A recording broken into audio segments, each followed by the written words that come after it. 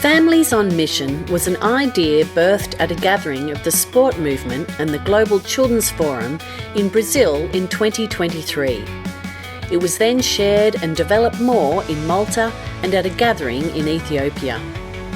Real-life stories were shared of ordinary families being Jesus' light in their neighbourhoods and turned into animations. We started a WhatsApp group and we said to our family of 5, by 12 every day, you should just tell mommy who's eating with you at our house for supper. And then we'll cook a meal, we all sit around a table and we eat supper together. The end result of this is we now not just 5, but we're 7. We have extended family of 7, 2 young adult children living in our homes because they come from broken families. And the result is eventually so many other kids from the community started phoning in, wanting answers, coming to our home to feel and to sense family life in our community. Vision casting, trainings, speaking and preaching, Instagram posts, advocacy videos and resources and family camps have been shared in over 24 countries so far. I'm from Sweden. I have 1 husband and 2 teenagers. So that means we have guests coming, staying over. We have youth that do sports because we live close to a sports school. We decided early on that we want to be authentic. So if I'm angry, they will see me angry.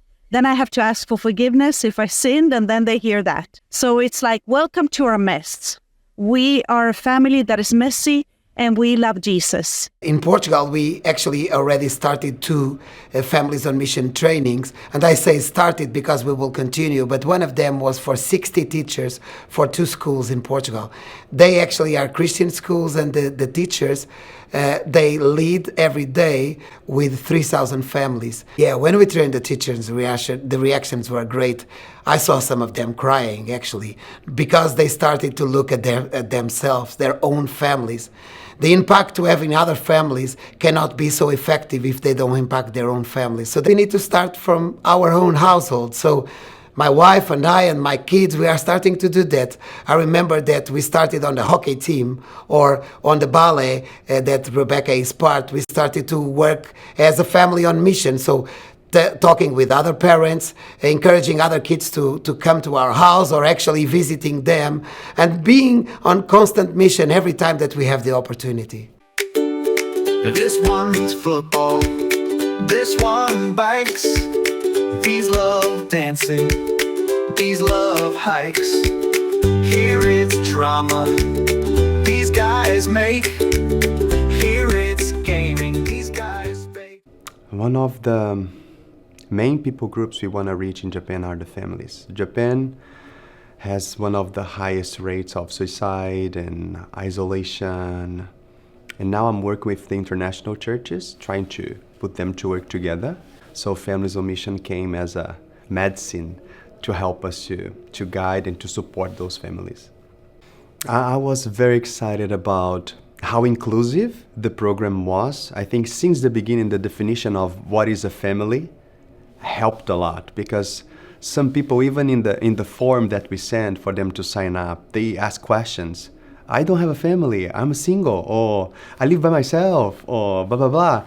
And then when we reply to them saying that you are a family, you have your own format as a family, so it belongs to you to come and experience Families on Mission. You will find your place. Most of the feedbacks that I've got was that, wow, I thought you should be the only missionary. Now I'm really finding my place in God's story. I like cooking, and I noticed that can be used as a gift to bless people, to bring some hospitality to my neighborhood and etc. But all of us are called to be missionaries. If you're a Christian, you got a mission. We got to display God's love, and that can be very simple. We can do that in a very simple way. Use what you have, you bring what you have, and that can be a blessing for others. Momentum is growing around the world. Households are looking at ways to disciple and encourage one another, looking in and then looking out to be on mission right where they are. What about you? Start praying. Draw a map of your neighbourhood. Go meet them and make new friends.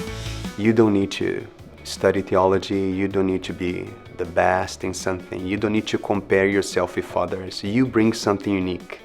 Each one of us displays something from God's heart that nobody else can do. And the space that you are shining, I cannot shine.